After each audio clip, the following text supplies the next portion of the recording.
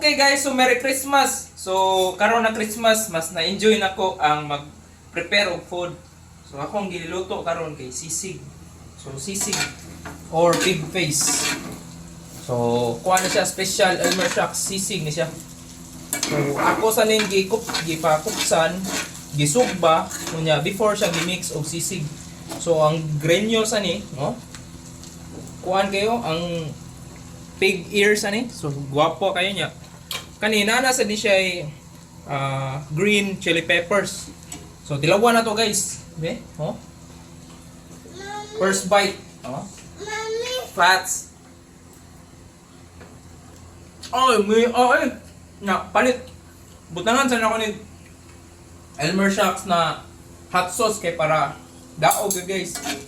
So kani giluto na ko sa cast iron kay para dali ra initon. So far, be tilawan balik be. Kani dunggan ni sa na part kay kani kang puti-puti. May nasa dyan pork liver. Halang kayo. Halang. Nakulang lang ani. Kalamansi o mayonnaise. So Merry Christmas o daog. Elmer Shocks sisig. Ani o kaya kuyog tag ukay.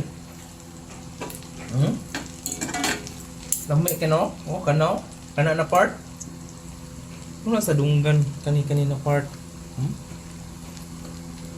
Kagumkum kayo. Muna yung nakalami kay advantage kayo. Thank you guys and support Sisig Elmer Shocks.